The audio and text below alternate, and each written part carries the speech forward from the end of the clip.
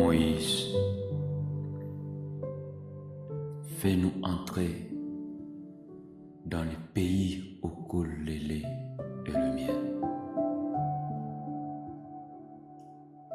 Moïse, fais-nous entrer dans le pays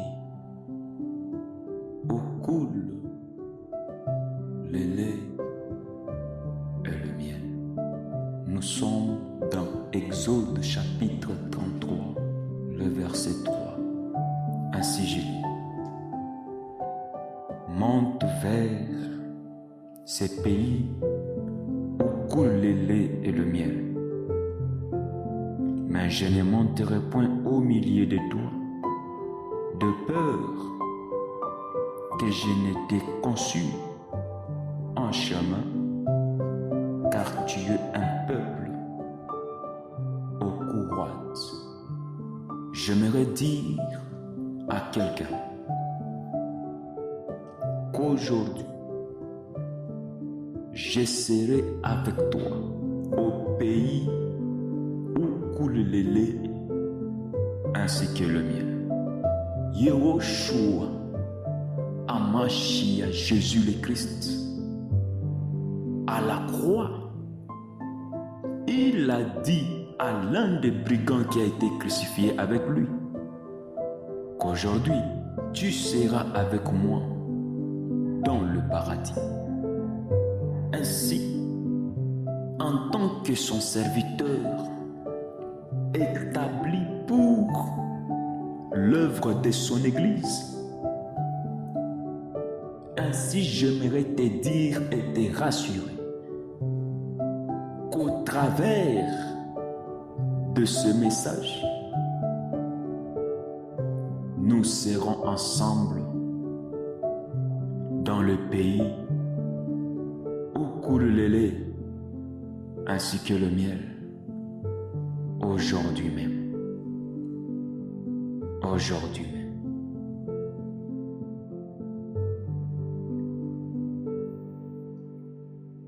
Peuple de Dieu, soyez grandement bénis. Nous parcourons un sujet qui a pour thème Moïse, fais-nous entrer dans le pays où coule le lait ainsi que le miel. Fais-nous entrer dans le pays où coule le lait et le miel. Tel est le sujet sur lequel nous allons pouvoir décortiquer. Que Dieu bénisse quelqu'un. Alléluia.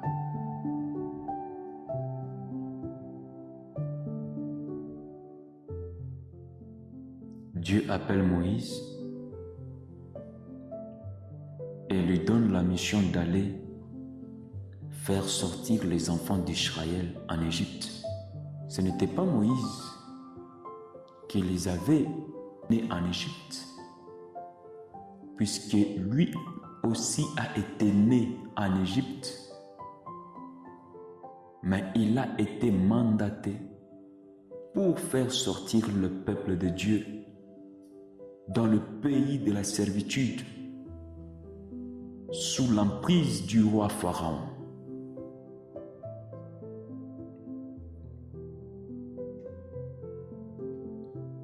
L'objectif était celui de les faire sortir de ce pays pour les amener dans un bon et vaste pays, le pays où coule le lait et le miel. C'est quoi d'abord le lait et le miel? Le lait, c'est la nourriture de ceux qui sont encore enfants et charnels, selon ce que nous dit l'apôtre Paul dans Hébreux chapitre 5, le verset 13 et 1 Corinthiens chapitre 3, le verset 2. enfant qui se respecte ne peut pas manger la nourriture solide sans commencer par le lait. Le lait est une nourriture qui prépare l'enfant à la nourriture solide. Si un enfant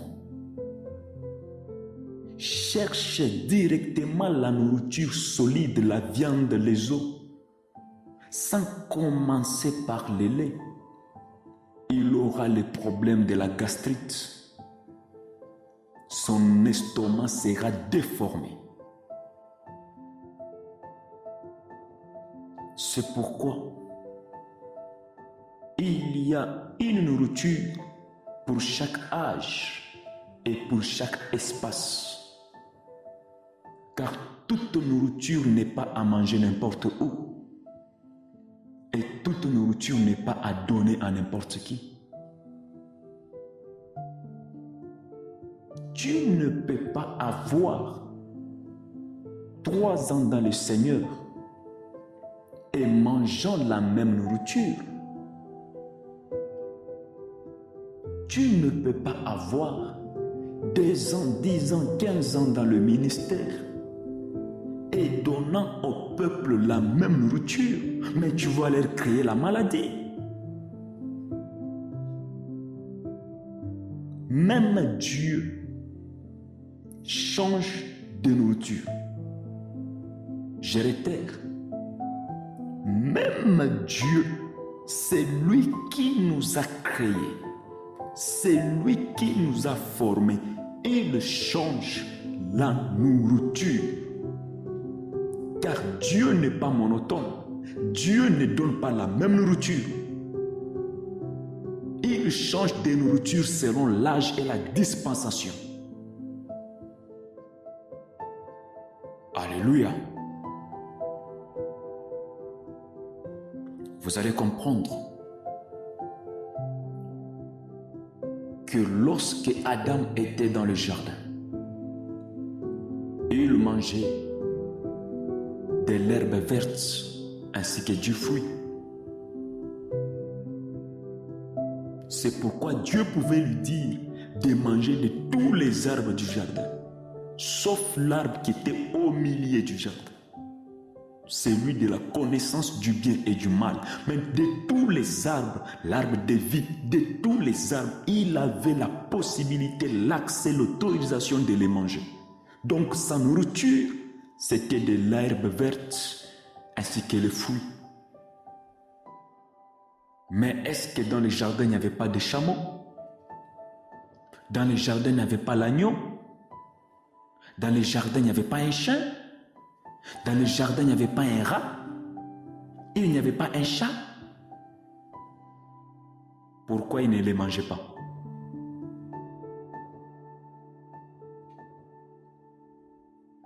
Il y a une nourriture pour chaque âge et pour chaque dispensation. Lorsque le peuple choisi par Elohim, entre autres Noé, les 3 fils de Noé, les 3 femmes des 3 fils de Noé, la femme de Noé, lorsqu'ils ont entré dans l'arche construite par Noé, est-ce que dans l'arche, il n'y avait pas des oiseaux? Est-ce que dans l'arche, il n'y avait pas des animaux pour manger? Il y en avait. Mais ce n'était pas encore le temps de les manger, puisque dès le début, dans le jardin, Dieu n'avait pas encore autorisé à l'homme de manger la viande. Mais ce n'est pas pour dire que la viande n'était pas dans le jardin. La viande était là. Le poisson de la mer était là. Les oiseaux du ciel étaient là. Le bétail était là. Les animaux rampant sur la terre étaient là. c'est après la sortie de ces 8 personnes dans l'arche, après leur sortie, c'est alors que Dieu leur a autorisé de manger la viande. Et vous savez quoi? Ici, Dieu n'avait pas encore mis de distinction. Dieu n'avait pas encore distingué l'animal à manger et celui qu'on ne devrait pas manger. Dieu les avait uniquement autorisés de manger de toute chair sauf son âme, c'est-à-dire son sang. Et ils pouvaient manger de tout ce qui était pur et impur, parce que là, il n'y avait pas encore de distinction et ce n'était pas un péché. Je vais aller lentement.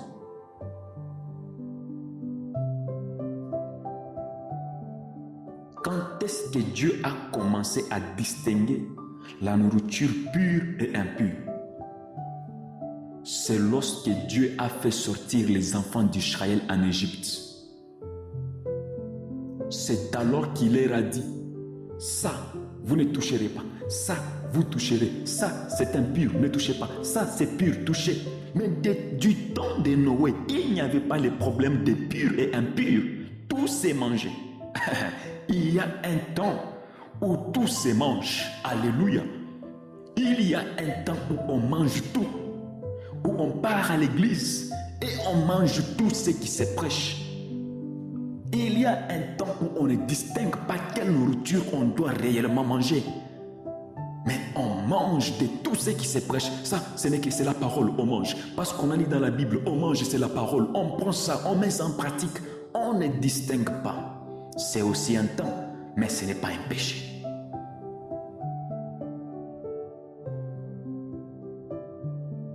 Et il y a un temps où on doit distinguer quelle nourriture on doit manger et quelle nourriture on ne doit pas manger.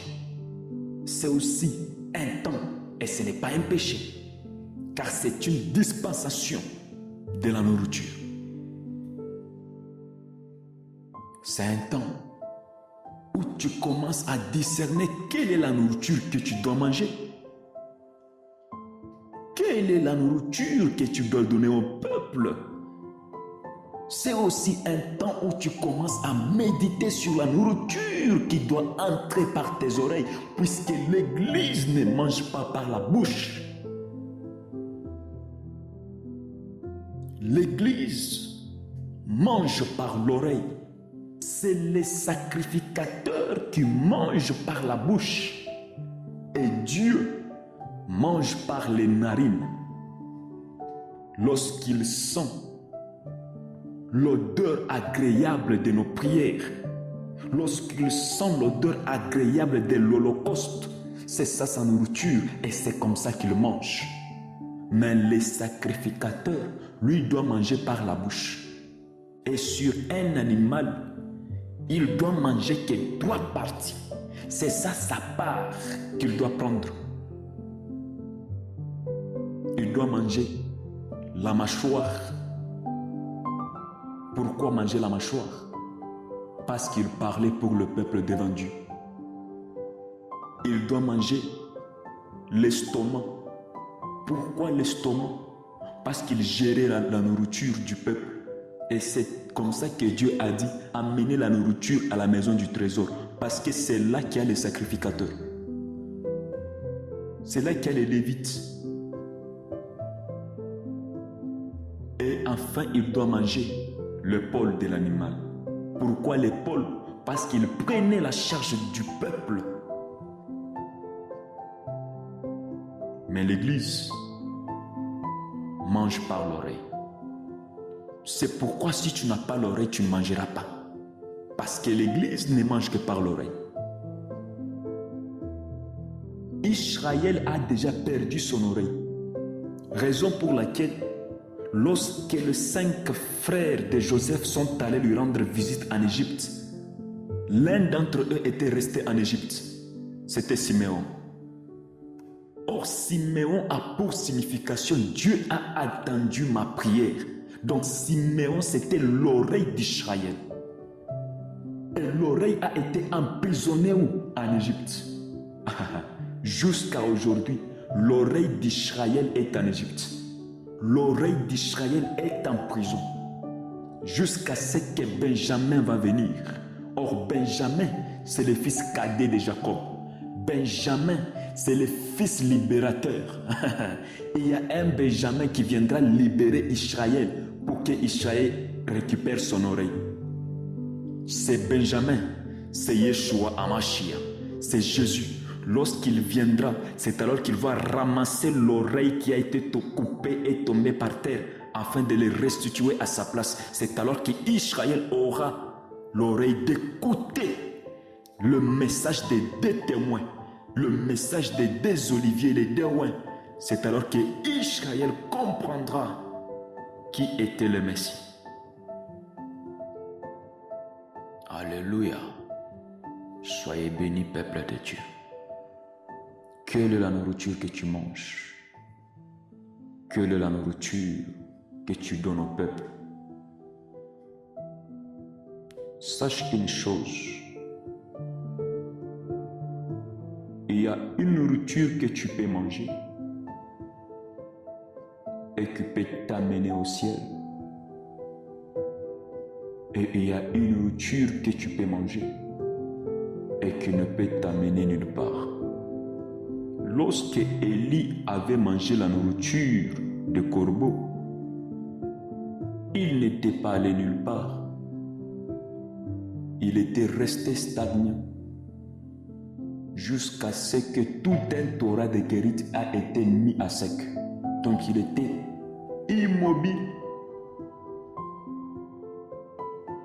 Mais lorsqu'il avait mangé la nourriture de l'ange, quand l'ange est venu, l'ange lui a dit, lève-toi et mange, car la route est encore longue. Lève-toi et mange. Élie se leva et mangea et s'endormit encore. L'ange ne lui a pas laissé s'endormir. Il lui a de nouveau réveillé afin de manger. Quand il a mangé, Élie a marché 40 jours sans craquer. Jusqu'au jour de l'enlèvement, il n'a plus encore mangé, seulement la nourriture d'en haut qu'il avait mangé. Il n'a point encore mangé d'autre nourriture. Car la nourriture des hommes te laissera sur la terre et te laissera charnel. Mais la nourriture de l'ange t'amènera au ciel, puisque la nourriture des hommes te rendra lourd à ne pas voler. Mais la nourriture de l'ange, c'est la nourriture d'en haut, c'est la nourriture du ciel qui va t'amener au ciel. My God! La nourriture de l'ange ne te laissera pas sur la terre, mais la nourriture de l'ange t'amènera au ciel. Et la véritable nourriture qui vient d'en haut, c'est le pain qui descend du ciel. Et ce pain, c'est un homme parce qu'il a dit, je suis le pain qui est descendu du ciel. Et le pain qui est descendu du ciel, c'est la personne de Yeshua Hamashiach. J'aimerais te dire que c'est lui notre nourriture. Quelle est la nourriture que tu mets dans ta bouche qui est ton oreille? Quelle est la nourriture que tu manges? Es-tu déjà arrivé à l'âge de distinguer la nourriture que tu dois manger? Ou tu manges de tout ce qui se mange? Il y a nourriture et nourriture. Toute nourriture n'est pas bonne à manger. Je t'ai dit que chaque nourriture a son espace où on la mange.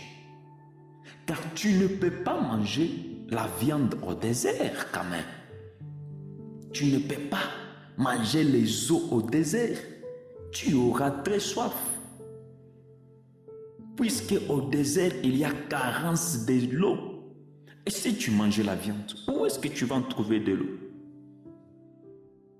La nourriture confortable pour manger au désert, ce n'est que la manne. Puisque la manne, c'est la nourriture d'en haut. Et c'est une nourriture qui est légère. C'est une nourriture qui ne donne pas très soif. C'est pourquoi les enfants d'Israël pouvaient manger cette nourriture pendant 40 ans. Et ils ont bu l'eau que 2 fois.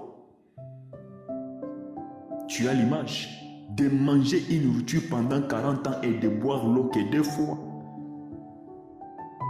Ils ont bu l'eau devant les eaux des maras ainsi que l'eau du rocher.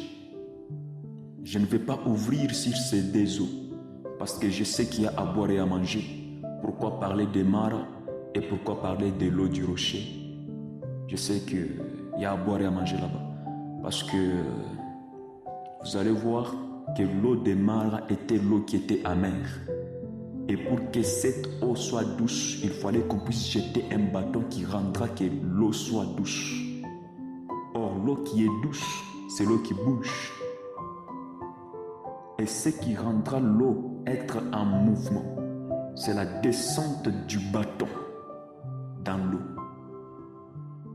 Or, ce n'est que lorsque l'ange pouvait descendre dans les piscines de Bethesda, de secouer l'eau, c'est alors que l'eau aura son utilité, c'est-à-dire de guérir tout malade.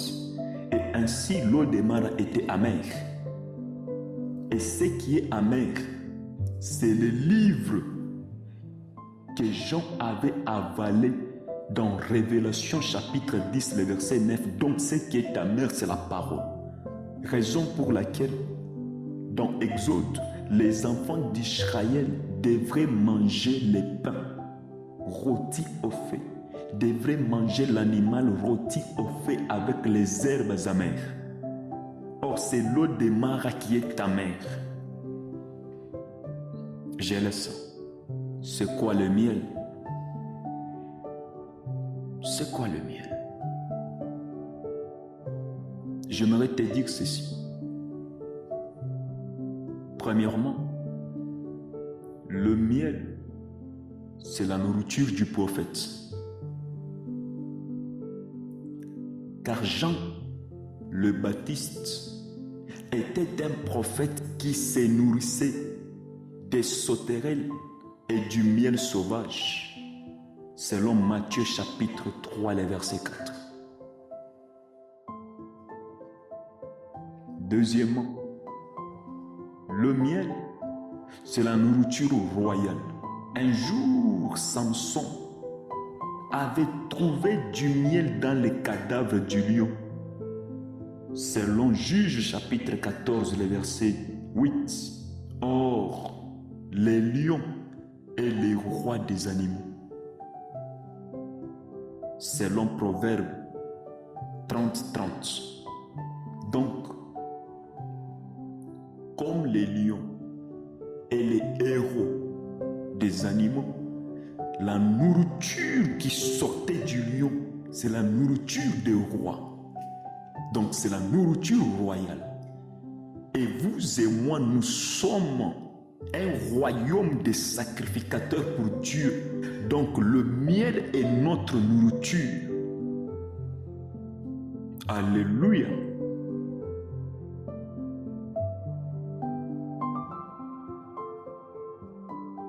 Troisièmement, le miel, c'est la révélation. Pourquoi? Ah ben, parce que ce qui avait éclairci les yeux de Jonathan, fils de Saül, c'était du miel. Un jour, le peuple s'est trouvé dans la forêt. Ils ont vu du miel. Personne n'a pu goûter à ce miel parce que le roi avait interdit de ne point manger en ces jours-là. Mais Jonathan, fils du roi Saül, est allé prendre le miel en premier. Quand il a seulement goûté, lui-même a dit, quand j'ai seulement goûté, ses yeux se sont éclaircis.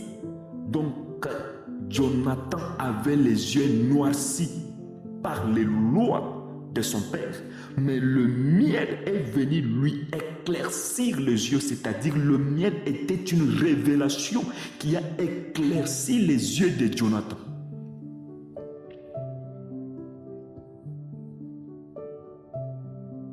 Selon 1 Samuel, chapitre 14, le verset 27 au verset 29.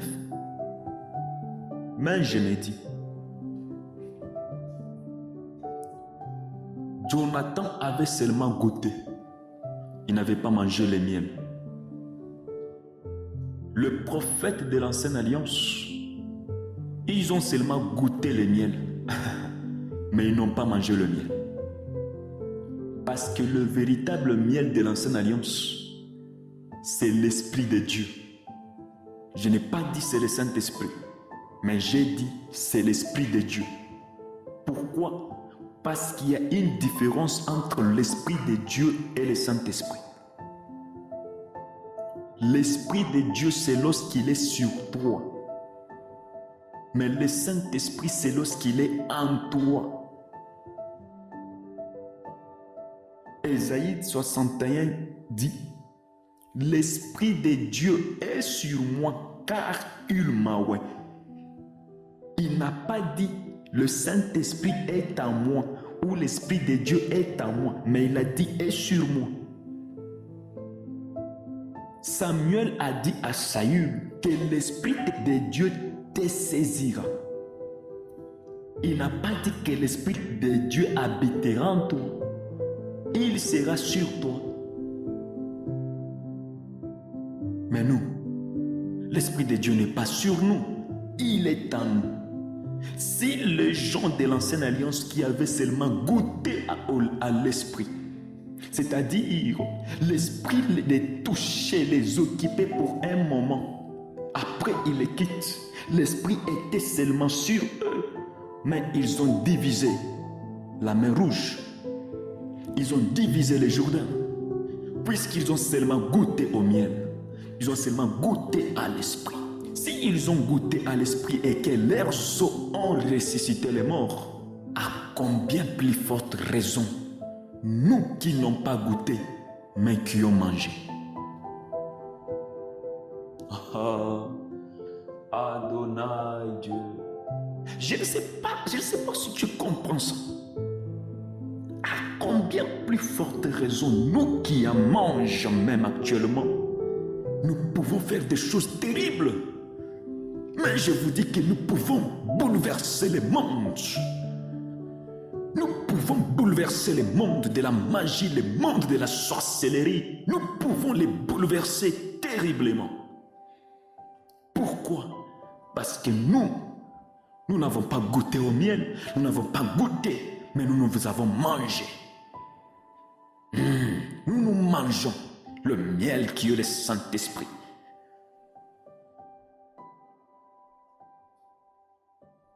Ah, dommage. Tu n'es pas n'importe qui. C'est pourquoi tu ne dois pas manger du n'importe quoi. Tout ce qui se prêche n'est pas la parole. Tu dois distinguer quelle est la nourriture que tu dois manger, puisque ce qui doit te faire grandir, c'est la nourriture que tu manges. Quatrièmement, le miel, c'est aussi la salive de la Sunamite. Selon Cantique des Cantiques 4, numéro 11, Salomon dit, « Tes lèvres distillent le miel, ma fiancée. Il y a sous ta langue du miel et du lait. Or, ce qui est sous la langue, c'est quoi? C'est la salive. »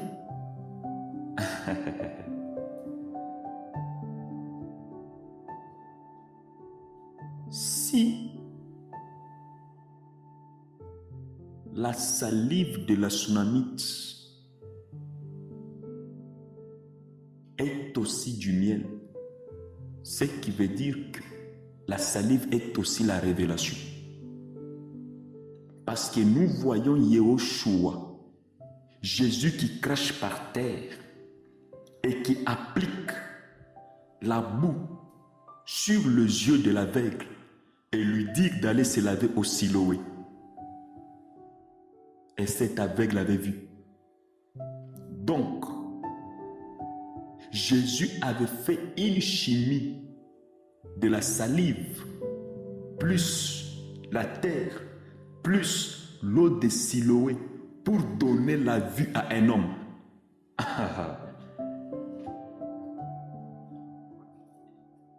Une chimie composée de la salive, composée de la terre et composée de l'eau de Siloé a donné la vue à l'aveugle.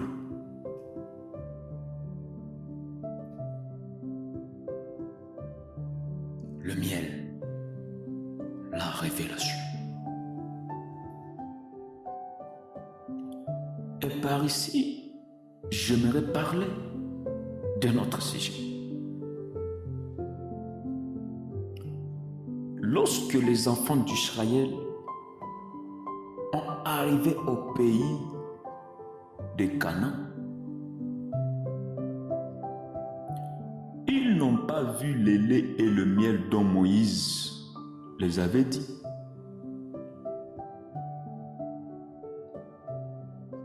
Ils n'ont pas vu le lait et le miel que Dieu a parlé au travers de Moïse.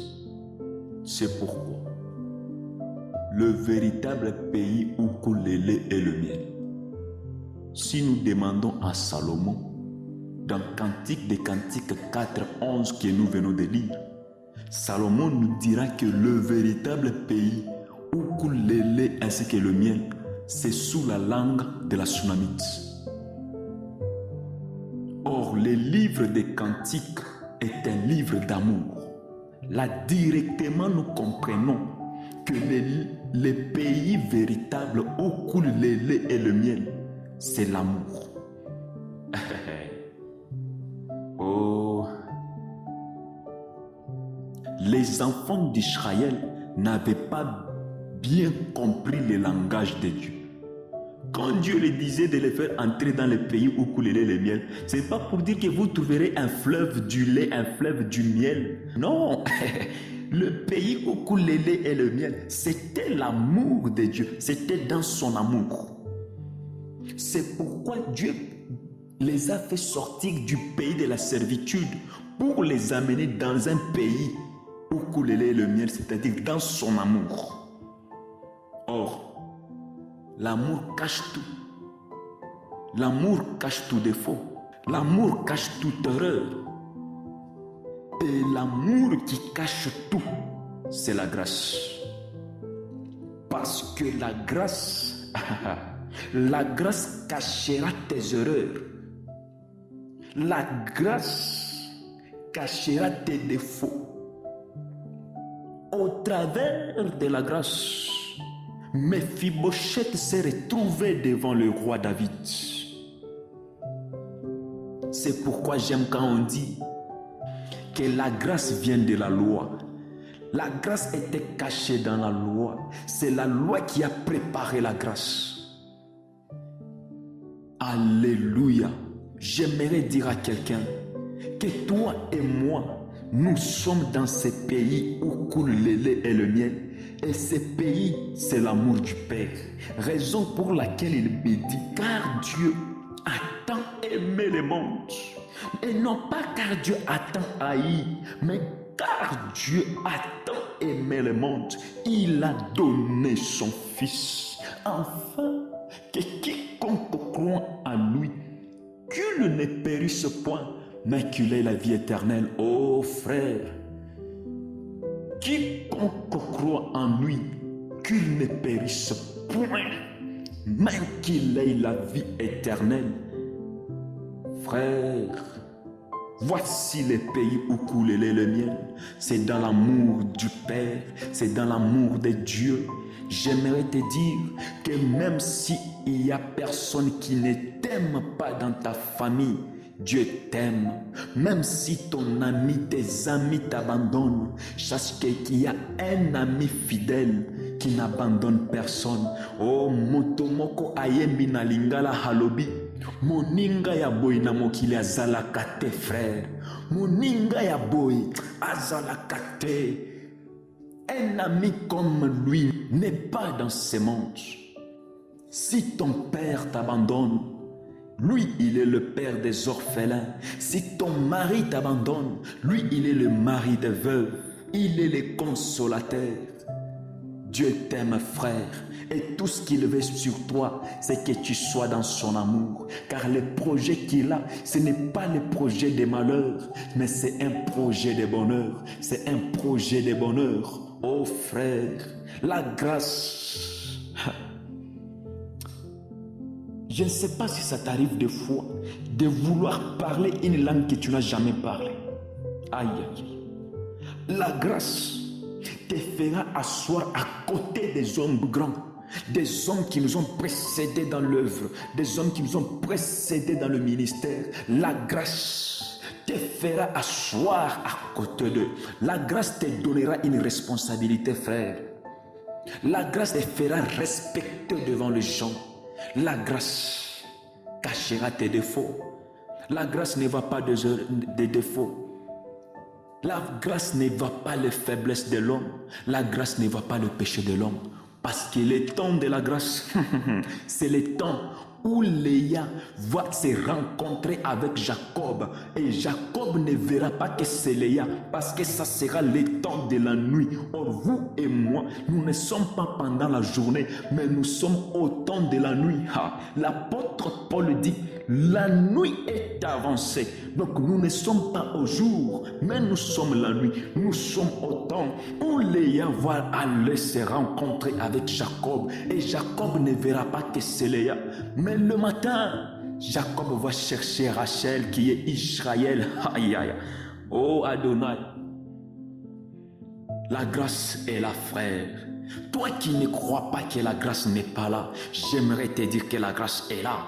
Et la grâce pardonne tout péché. La grâce pardonne tout péché. La grâce pardonne toute iniquité. La grâce pardonne toute erreur. La grâce pardonne. Qui t'a dit que tes péchés ne peuvent pas être pardonnés? Qui t'a dit que tes erreurs ne peuvent pas être corrigées au travers de la grâce? Tous péchés te seront pardonnés. Marie de Magdala, par ses propres efforts, elle n'allait pas avoir le pardon de ses péchés. Mais au travers de la grâce, quand la grâce est venue, la grâce s'est approchée de cette femme. Cette femme a touché les pans de la robe de Jésus. La grâce lui a touché. Et un jour, elle est allée essuyer le pied de son roi avec sa chevelure. Et Jésus dit à Pierre, c'est pourquoi ces nombreux péchés sont pardonnés.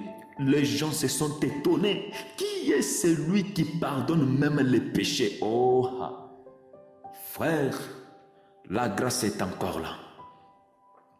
Le Dieu qui a travaillé avec nos pères, il est encore là. Cette grâce n'est pas ensevelie, mais cette grâce est ressuscitée. La grâce est là, frère. La grâce est encore là. Voilà les pays où coule le miel ainsi que du lait. Viens dans ces pays, amène-toi dans ces pays. Si tu n'as pas encore entré dans ces pays, j'aimerais te dire, viens dans ces pays. Nous là, si la grâce ne nous avait pas touchés, je ne sais pas combien de péchés on allait commettre. Je ne sais pas combien des erreurs on allait commettre. Je ne sais pas, parce qu'on était des hommes animaux. Je ne sais pas combien de bêtises qu'on allait commettre dans ce monde. Mais comme la grâce vise la personne dans sa faiblesse et lui restaure, la grâce est venue nous chercher. Viens dans ce pays. Amène-toi dans ce pays. Viens dans ce pays où coule le lait ainsi que le miel. Viens dans l'amour du Père. Viens entrer dans son amour. Viens entrer dans son amour. Il a besoin seulement que tu croies, c'est tout. Seulement que tu croies, la moindre chose à faire. Seulement de confesser et de croire. La moindre chose à faire, frère, et tu vivras éternellement. La science de ce monde n'a pas encore découvert l'origine de l'éternité. Le blanc, les scientifiques sont en train de chercher l'origine de l'éternité. mais ils ne les trouveront jamais. Malgré les efforts que les blancs peuvent fournir, je ne les attaque pas, mais je les dénonce. Que malgré leurs efforts, ils ne trouveront jamais l'origine de l'éternité. Mais j'aimerais te dire que l'origine de l'éternité est cachée dans un homme qui s'appelle Adonai, Yehoshua, Amashia, Jésus le Christ. C'est lui les racines, c'est lui l'origine de l'éternité. Entre en lui et tu vivras éternellement. Entre en lui et tu ne mourras point, mais tu vivras éternellement.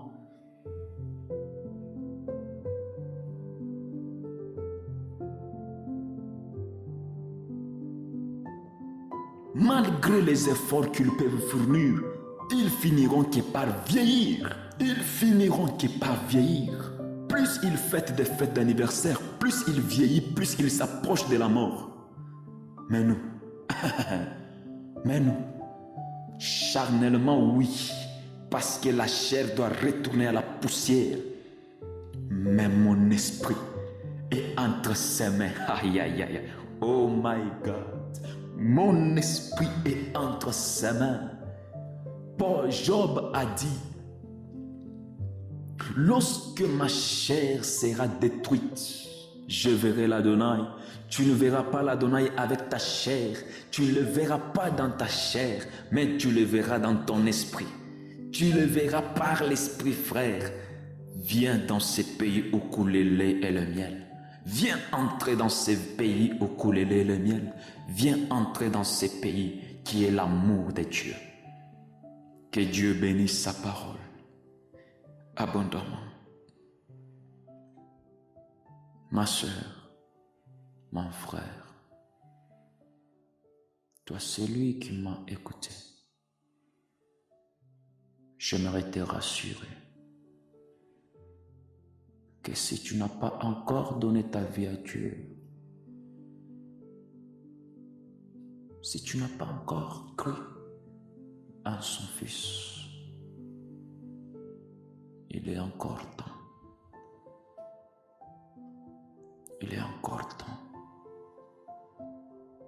Le lendemain ne t'appartient pas. C'est le maintenant qui t'appartient. Alors je te demande, accepte de donner ta vie au Seigneur. Accepte de donner ta vie à Dieu. Si tu es là, mets-toi à genoux place où tu es. Et dis, Seigneur, je confesse de ma bouche que tu es mon Dieu et mon Sauveur. Tu m'as racheté du péché au travers de ton sang, versé à la croix de Golgotha. Maintenant, je te reçois comme mon Seigneur et mon Dieu. Au nom de Jésus-Christ, Adonai, Yehoshua Amashia.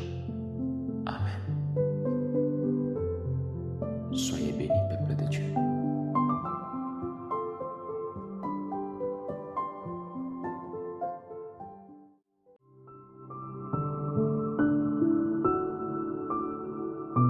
Dr. Seth Mukadi a reçu son appel au ministère le 28 décembre 2014 à l'heure des 17h passées dans la ville de Kolwezi. Son ministère fut confirmé plus tard par son père dans la foi, le prophète messager Beni Kalenga Makondo à Lubumbashi. Il est père de 2 enfants biologiques et marié à Esther Mukadi depuis le 6 octobre 2018 à Kolwezi. Il est compositeur de plusieurs cantiques spirituels, metteur en film chrétien et écrivain de plusieurs livres, réalisateur de plusieurs enseignements disponibles sur sa chaîne YouTube.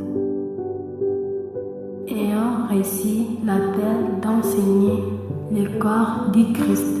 Dr. Seth Mukadi est missionnaire mandaté par le Seigneur pour l'œuvre de son Église.